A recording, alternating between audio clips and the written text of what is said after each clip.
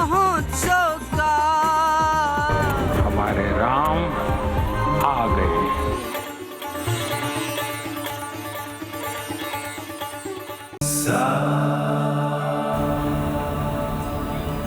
शुद्ध ब्रह्म परत पर रामा, कालात्मका परमेश्वर रामा। রামই শুদ্ধ ব্রহ্ম, তিনি পরমেশ্বর, এমনটাই বলা হয় শাস্ত্রে। রামনবমী উপলক্ষে প্রত্যেককে অনেক অনেক শুভেচ্ছা। ভারতের ইতিহাসে অন্যতম গুরুত্বপূর্ণ দিন আজ। অযোধ্যার নবনির্মিত রাম মন্দিরে আপনাদের সকলকে স্বাগত। প্রথমবার উদযাপিত হলো রাম নবমী। রামায়ণে উল্লেখ আছে, রামলালার আবির্ভাবের পর গোটা অযোধ্যা জুড়ে উৎসব চলেছিল বহু মাস ধরে। ছোট্ট রামলালার মুখপানে চেয়ে চেয়ে যেন চোখের পলক পড়তো না মাতা কৌশল্যার। মহারাজ দশরথ তো এক মুহূর্ত নিজের কাজ ছাড়া করতেন না ছোট্ট রামকে। আজ সূর্যবংশীয় শ্রীরামের কপালে স্বয়ং সূর্যদেব এসে তিলক এঁকে দিলেন। সূর্যের আলোতে উজ্জ্বল 5 বছরের ছোট্ট রামলালা। কখন কিভাবে কেটে যায় ঘড়ির কাঁটা 4 মিনিট কারো খেয়ালই থাকে না। দেবতার বিগ্রহের দিকে অপলক দৃষ্টিতে তাকিয়ে গোটা দেশ, প্রত্যেকেই যেন মা কৌশল্যা ও রাজা দশরথেরই অংশ তখন।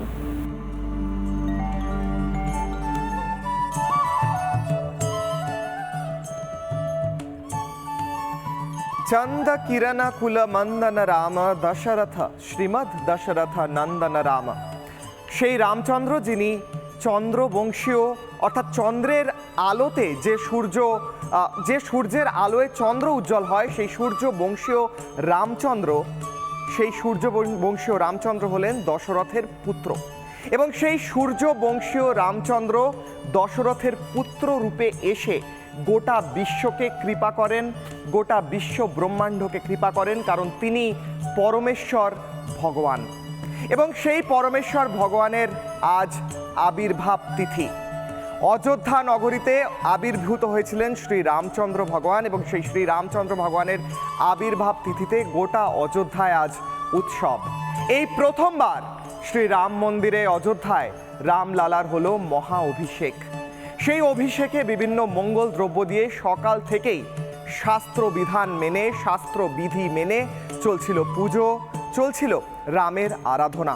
প্রথমেই দুগ্ধ, দই, মধু এবং অন্যান্য দ্রব্য দিয়ে শ্রী রামচন্দ্রকে অভিষেক করানো হয়। শ্রী রামচন্দ্রের আরতি হয়, সুন্দর করে সেজে বসেন, শৃঙ্গার করে বসেন শ্রী রামলালা। শ্রী রামলালা যখন শৃঙ্গার করে বসেন আর 12টা বাজতে যাচ্ছে ঘড়ি, গোটা দেশ তাকিয়ে রয়েছে, কেউ টিভির পর্দায়, কেউ জায়েন্ট স্ক্রিনের দিকে, কেউ মোবাইলের স্ক্রিনে। আর যারা ছিলেন শ্রী রামচন্দ্রের গর্ভগৃহের সামনে, তারা তো তাকিয়েই ছিলেন শ্রী রামচন্দ্রের দিকে। হঠাৎ অন্ধকার হয়ে গেল রামলালার গর্ভগৃহ। রামলালার গর্ভগৃহ অন্ধকার হলো, আর শ্রী রামচন্দ্রের শ্রী মুখমণ্ডল উজ্জ্বল করে সূর্যদেব এসে নিজে তিলক আঁকলেন। রামচন্দ্রের কপালে তিলক আঁকলেন সূর্যদেব, তিলক সেবা করলেন সূর্যদেব। কার তিলক সেবা করছেন সূর্যদেব? পরমেশ্বর ভগবান শ্রী রামচন্দ্রের। কিন্তু ছোট্ট বাচ্চা রামলাল্লা, আমার আপনার ঘরের শিশুর মতো রামলাল্লা, ছোট্ট 5 বছর বয়সী, বসে রয়েছেন গর্ভগৃহে, নিজের বাড়িতে, নিজের ঘরে। আর সূর্যদেব এসে তিলক এঁকে দিচ্ছেন শ্রী রামলালার মস্তকে, কপালে, ললাটে। কারণ রামলালা হলেন সূর্যবংশীয়। এবং সেই দৃশ্য দেখে গোটা দেশের হৃদয় কম্পন, গায়ে শিহরণ জাগছে। রামলালা তাকিয়ে রয়েছেন দেশের মানুষের দিকে, আর দেশের মানুষ দেখছেন রামলালাকে। রামনবমীতে রামলালার ললাট থেকে ঠিকরে বেরোলো সূর্যকিরণ। সেজন্য রাম মন্দিরে হাজির ছিলেন 10 জন বিজ্ঞানীর একটি দল। তাঁদের নিখুঁত পরিকল্পনায় রামনবমীতে অযোধ্যার রাম মন্দিরে রামলালার সূর্যাভিষেক করা হয়। সেটার জন্য একটি বিশেষ যন্ত্র তৈরি করা হয়েছিল। তাতে কি ছিল? তাতে ছিল একগুচ্ছ লেন্স এবং আয়না। বিজ্ঞানীরা এক বিশেষ ধরনের লেন্স এবং আয়না তৈরি করেন যা মন্দিরের কাঠামোর সঙ্গে একেবারে সংযুক্ত ছিল। সূর্য রশ্মির মন্দিরের গায়ে পড়ার সঙ্গে সঙ্গেই সেই আয়না ও লেন্সে বারবার প্রতিফলিত হয়ে গর্ভগৃহে ঢুকে রামলালার বিগ্রহের কপালে পড়ল। রুরকির সেন্ট্রাল বিল্ডিং রিসার্চ ইনস্টিটিউটের বিজ্ঞানীরা জানিয়েছেন যে অপটোমেকানিক্যাল সিস্টেমে মোট 4টি আয়না এবং 4টি লেন্স ছিল। এই প্রক্রিয়ার মাধ্যমেই প্রত্যেক বছর রামনবমীতে রামলালার সূর্যাভিষেক হবে, এমনটাই জানিয়েছেন সেন্ট্রাল বিল্ডিং রিসার্চ ইনস্টিটিউটের বিজ্ঞানী এবং অধিকর্তা। রামলালার কপালে যখন সৃষ্টি হলো এই মায়াবী আলো, তা মাঝ আকাশেই ভক্তি ভরে প্রত্যক্ষ করলেন কে? প্রধানমন্ত্রী নরেন্দ্র মোদী।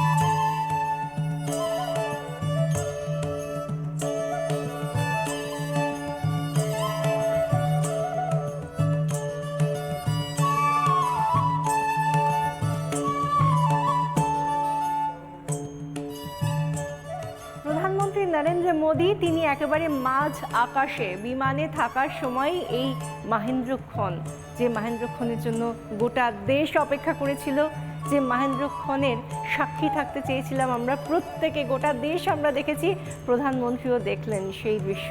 সেই মাহেন্দ্রক্ষণ তিনি যখন দেখছেন তখন তার চোখে মুখে যে ভক্তি ভাব আমরা দেখলাম। সেই সময় তিনি একদিকে যেরকম শ্রদ্ধা ভক্তি সব একেবারে তার মুখ দেখে বোঝা যাচ্ছে যে তিনি কোন ভক্তিরসে ডুবে রয়েছেন। সেই জায়গা থেকে তিনি যেরকম শ্রদ্ধা জানালেন রামলালাকে, সেরকমভাবে তিনি একেবারে জুতো খুলে খালি পায়ে রামলালাকে, শ্রীরামচন্দ্রের প্রতি তার শ্রদ্ধা জানালেন। এবং সেই সঙ্গে আমরা একটা জিনিস দেখলাম যে তিনি এরপর যখন অসমে তিনি যখন জনসভায় গেলেন, তখনও কিন্তু আজকের এই বিশেষ দিনটা, এই মাহাত্ম্য, তা তিনি বলতে ভুললেন না।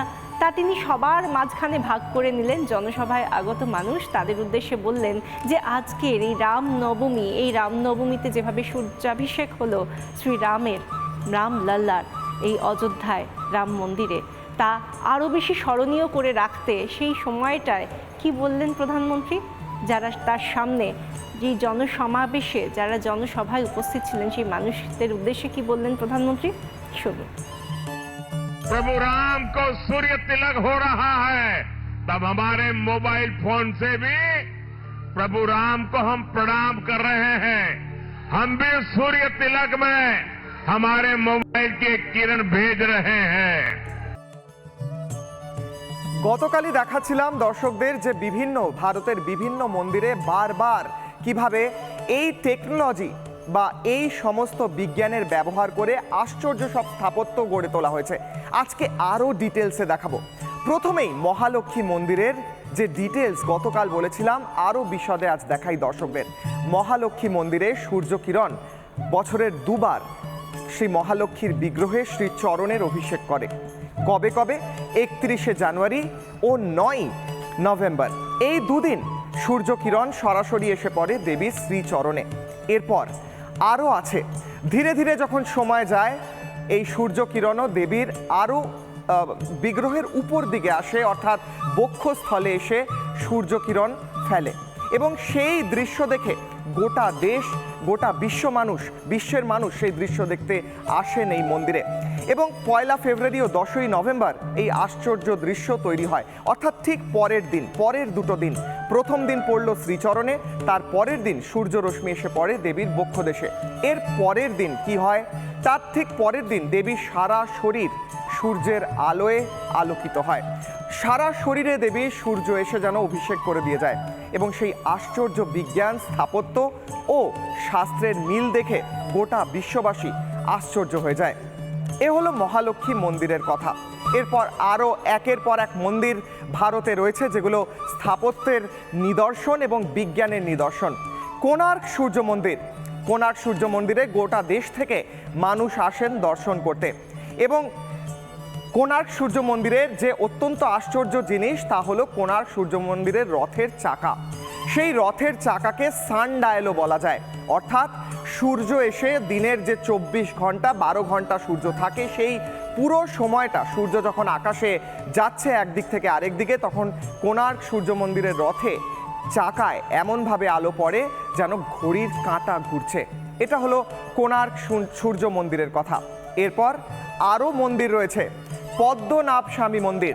সেখানে মন্দির এমনভাবে তৈরি করা হয়েছে যে মন্দিরের যে বিভিন্ন প্রকোষ্ঠ, যা দর্শকরা দেখতে পাচ্ছেন যে প্রকোষ্ঠগুলি রয়েছে সেই প্রকোষ্ঠের বিভিন্ন স্তরে যে প্রকোষ্ঠগুলি রয়েছে সেই স্তরে সূর্য এসে একে একে আলোকিত করে।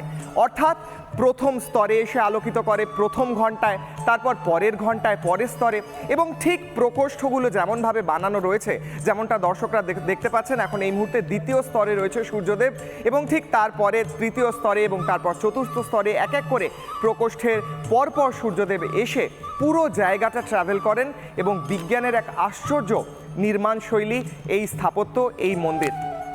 এরপরে আরও এক মন্দির, এই মন্দির তো আরও আশ্চর্যের। তার কারণ হলো এই মন্দিরের উপরে যে গম্বুজ রয়েছে সেই গম্বুজটা ফাঁকা। সেই গম্বুজের ফাঁকা থাকার যে কারণ, সেই কারণ হলো এই গম্বুজে এসে চন্দ্রদেব অর্থাৎ চাঁদ বছরের একটি সময়, মাসের একটি সময়, দিনের একটি সময় এসে আলোকিত করে গোটা মন্দিরটিকে। অর্থাৎ মন্দিরের ঠিক এমন জায়গায় গম্বুজে সেই জায়গাটি বানানো রয়েছে যে যখন চন্দ্রমা সেখান দিয়ে যাচ্ছেন, যখন চন্দ্রদেব সেখান দিয়ে যাচ্ছেন তখন মন্দিরের বিগ্রহ এবং মন্দিরের নাট মন্দির সহ গোটা এলাকা আলোকিত হয় সেই চাঁদের আলোয়। অর্থাৎ বিজ্ঞান, স্থাপত্য এবং শাস্ত্রের মিশেলে ভারতবর্ষে হাজার হাজার বছর ধরে তৈরি হয়েছে এমন আশ্চর্য সব মন্দির। আশ্চর্য সব মন্দিরের শৈলীর কথা বলছিল কিশলয়। আর তার পাশাপাশি আমরা যদি মন্দির নগরী অযোধ্যার দিকে আরও একবার চোখ মেলে তাকাই তাহলে সেখানে তো মহা ধুমধাম, সেখানে তো একেবারে উৎসবের আমেজ। সেই মহোৎসবের মাঝখানে সরজু নদীর তীরে মানুষের ঢল নেমে গিয়েছে, সকাল থেকে এখনো পর্যন্ত সেখানে মানুষের ভিড়, আর তারই মাঝে সকলেই ভক্তিরসে ডুব দিয়েছেন ভক্তরা। কোন ভক্তিরস? রামের ভক্তিরসে ডুব দিয়েছেন সমস্ত ভক্তকুল। হঠাৎই যখন সরজু নদীর তীরে প্রচুর মানুষের আনাগোনা, যখন প্রচুর মানুষের ভিড়, সেখানে এক নিষ্পাপ মুখের ছোট্ট এক বালক উদয় হলো। তার মুখের দিকে তাকালে সত্যিই মনে হয় মানুষ নাকি দেবতা। হঠাৎ সেই ছোট্ট শিশুকে দেখে ভক্ত সমাগম যেন আরও বেড়ে গেল। কেন? যেন রক্ত মাংসের রাম লালা উপস্থিত হয়েছে সরজু নদীর তীরে। সেখানেই যখন ভক্তি রসে ডুব দিয়েছেন সকলে, তখন ভক্ত সমাগমের মাঝে এই ছোট্ট বালককে দেখে ভক্তকুল যেন আরও মাতোয়ারা হলো। আর তখন শুধু তাকে নিয়ে উচ্ছ্বাস প্রকাশই নয়, তাকে সামনে রেখে তারা ভজনও করলেন ভক্তকুল। আর একেবারে জীবন্ত রামলালাকে সামনে পেয়ে অযোধ্যা নগরী যেন আরও অতিরিক্তভাবে আরও যেটা আমরা ছবিটা দেখতে পেলাম, উচ্ছ্বাস একদিকে, উৎসব অন্যদিকে, আর অবশ্যই ভক্তিরস তো রয়েছেই। আর শুধু অযোধ্যা কেন বিশাখা, শুধু অযোধ্যা কেন, রাম তো গোটা বিশ্বের, শ্রী রামচন্দ্র তো গোটা দেশের, শ্রী রামচন্দ্র তো গোটা বাংলার। আজকের এই বিশেষ উৎসবে রামনবমী একদিকে, আরেকদিকে কোন উৎসব? সূর্য তিলকের উৎসব। এই প্রথমবার রামলালার মুখমণ্ডলে তিলক এঁকে দিলেন সূর্যদেব এবং সেই দৃশ্য দেখলো গোটা দেশ, দেখলেন গোটা বাংলার মানুষ। কি বলছেন তারা এই বিশেষ দৃশ্য দেখে? শুনুন। राम आएंगे तो अंगना सजाऊंगी, राम आएंगे तो अंगना सजाऊंगी, दीप जला के दिवाली मैं मनाऊंगी। প্রচুর মানুষ কিন্তু উৎসাহ নিয়ে রামের গান গাইছেন। রামনবমীকে ঘিরে একটা উৎসবের ছবি কিন্তু এই নিউ টাউনের রাস্তায় কিন্তু দেখা যাচ্ছে। राम जी की यात्रा शुरू हुई, बरसों की तपस्या पूरी हुई, राम जी की यात्रा शुरू हुई। রামলালার সূর্য তিলক হয়েছে অযোধ্যাতে। এই যে দৃশ্য, এই দৃশ্য নিশ্চয়ই আপনিও দেখেছেন। হ্যাঁ দেখেছি। আর এত এত কি নো ওয়ার্ডস, এত বিউটিফুল ভিউ ছিল। মনে হচ্ছিল উনি এসেছেন শ্রীরামকে খুব ভালো করে হ্যাপি বার্থডে উইশ করতে। খুব ভালো লেগেছে। হ্যাঁ, আজকে যে সূর্য তিলক হয়েছে সেটা সত্যি কিন্তু খুব মানে অদ্ভুত হয়েছে। এটা সত্যি মানে একটা অলৌকিক ঘটনা। It is a divine thing. Okay, so সবাই বলো জয় শ্রীরাম। দিনটা কেমন লাগছে? 500 বছরের অপেক্ষার অবসান হচ্ছে। রামলালার প্রাণ প্রতিষ্ঠা হচ্ছে অযোধ্যাতে এবং সূর্যদেব সূর্য তিলক এঁকে দিয়েছে। কেমন লাগছে? মন ভরে গেছে আমার। আমি একজন রাম ভক্ত হয়ে বলছি, আমার মন ভরে গেছে, চোখ দিয়ে জল চলে আসছে। এবং আমার এই ছেলে এও প্রচন্ড রাম ভক্ত। বাবা বলো একবার জয় শ্রীরাম। জয় জয় শ্রীরাম। সূর্য বংশের রাজা স্বয়ং ভগবান রামের কপালে সূর্যের তিলক। এর আনন্দ ভাগ করে নেওয়া যাবে না, বলা যাবে না, মন থেকে বেরিয়ে আসছে। এটা সত্যি একটা মানে আলাদা ফিলিংস রয়েছে সবার কাছেই।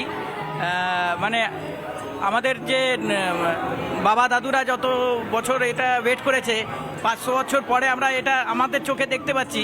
মানে খুবই মানে ওটা আর বলা যাবে না। এত মানুষ, সেটা দেশের মানুষ হতে পারেন, আমাদের রাজ্যে হতে পারেন, রাজ্যে কোনায় কোনায় আজকে আমরা এবছরে বিশেষ করে রাম মন্দিরের উদ্ঘাটনের পর এই বছর রামনবমীতে বাংলায় যেভাবে আমরা দেখলাম এই উৎসব পালিত হতে দিকে দিকে কোনায় কোনায় রাজ্যে, সেই ছবিটাই দেখা গেল আজকে সারা দিন ধরে। যেরকম আমরা যদি তাকাই মুর্শিদাবাদের বহরমপুরে, সেখানে রামনবমীর শোভাযাত্রা, বর্ণাঢ্য শোভাযাত্রা, সেখানে মানুষের যেভাবে উৎসবে মাতোয়ারা হওয়ার মেজাজ, সেই মেজাজটাই ধরে রাখার মতো ছিল। এক একটা ছবি যেন কথা বলে যে সেখানে মানুষ কতটা উচ্ছ্বসিত এই উৎসবে মাতোয়ারা হয়ে তারা কিভাবে আজকের দিনটাকে পালন করছেন, সেই ছবিটা আমরা দেখতে পাচ্ছি। আর এভাবেই মুর্শিদাবাদ থেকে অন্যান্য জায়গা, মুর্শিদাবাদের বহরমপুরের দিকে আমরা যেখানে তাকাচ্ছি, তার পাশাপাশি আমরা যদি আমাদের শহর কলকাতার সংলগ্ন নিউ টাউনের দিকে নজর রাখি, নিউ টাউনেও কিন্তু একই রকমভাবে একদিকে যেরকম মন্দিরে সেখানে পুজো হয়েছে, একদিকে হনুমান মন্দির থেকে শিবকালী মন্দির, সমস্ত মন্দিরগুলোতে পুজো হয়েছে এবং তারপর শোভাযাত্রা। এবং এই শোভাযাত্রার মধ্যেও অনন্য বৈশিষ্ট্য রয়েছে। সেখানে দেখা গেল রথ আয়োজন করা হয়েছিল, একটি রথের আয়োজন করা হয়েছিল শোভাযাত্রায়। সেই শোভাযাত্রায় একেবারে একদম অনন্য যেভাবে দেখা গেল এই রথে বাংলার প্রাচীনতম রঘুনন্দনকে এখানে পাওয়া গেল, রঘুবীরকে এখানে পাওয়া গেল। এর পাশাপাশি আমরা একটু চোখ রাখবো বীরভূমের রামপুরহাটে। সেখানে একেবারে অযোধ্যার রাম মন্দিরে যে বিগ্রহ রয়েছে রামলালার, সেই বিগ্রহের আদলে তৈরি হয়েছে একটি বিগ্রহ, সেই বিগ্রহকেই পুজো করা হলো। এভাবে সারা বাংলা জুড়ে আমরা যে ছবিটা দেখতে পাচ্ছি, রাম নবমীর এই উৎসবকে মানুষ কিভাবে আপন করে নিয়েছেন, কিভাবে শ্রীরামকে নিজেদের মনের মণিকোঠায় রেখে দিয়েছেন, সেই ছবিটা শুধুমাত্র এই কটা জায়গাতেই নয়। আমরা যদি উত্তরবঙ্গে যাই, দার্জিলিং শৈলশহর, সেখানেও এই একই রকমভাবে বর্ণাঢ্য রামনবমী পালনের ছবি দেখতে পাচ্ছি এবং সেখানেও মানুষ উৎসবে মাতোয়ারা রামনবমীকে ঘিরে। ধর্ম সংস্থাপনার্থায় সম্ভবানি যুগে যুগে। ভগবদ গীতায় কৃষ্ণ বলছেন, ধর্ম স্থাপন করতে, ধর্ম প্রতিস্থাপন করতে আমি বারবার যুগে যুগে আসি, বিভিন্ন রূপে আসি, কিন্তু ধর্ম স্থাপন করে যাই। ত্রেতা যুগে এসেছিলেন শ্রী রামচন্দ্র এবং ধর্মে স্থাপন করে গেছিলেন এবং তার লীলার সাক্ষী থেকেছিল অযোধ্যা, তার লীলার সাক্ষী থেকেছিল সরজু নদীর তট। সরজু নদীর তটের কথা তুমি বললে, আজকে আমাদের সন্ধে হতে না হতেই সকলের নজর কোথায়? সেই সরজু নদীর তটেই, অর্থাৎ সরজুর ঘাটে। কারণ আজকে তো সেখানে মহা আরতি, আর সেখানে কিশলয় মহা আরতি কীরকম হলো সেই দিকে আমাদের একটু নজর রাখতেই হয়। কারণ কিশলয় যেটা আমরা বলছিলাম যে আজকের দিনটা তো উৎসবের মুহূর্ত, উৎসবের মুহূর্তে আমরা ঠিক কিভাবে দেখলাম এই সরজু নদীকে, সেটাও তো বলতে হয়। একদমই বিশাখা, সরজু নদীর তট অযোধ্যা নগরী, বেদে উল্লেখ রয়েছে রামায়ণেও। সেই সরজু নদীর তটে হলো বিশেষ সরজু আরতি। সেই আরতির দৃশ্য দেখে আজকে শেষ করব বাংলা প্রাইম টাইম।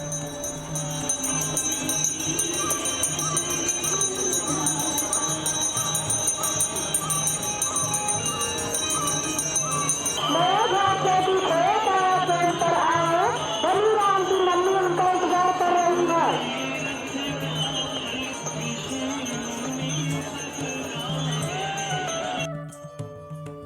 मंदिर में विराजे हैं, उनके दर्शन को भक्त पधारे हैं।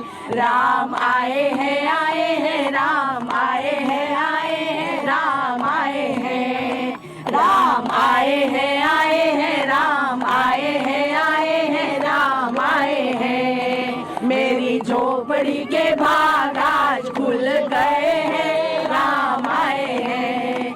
मेरी झोपड़ी के भाग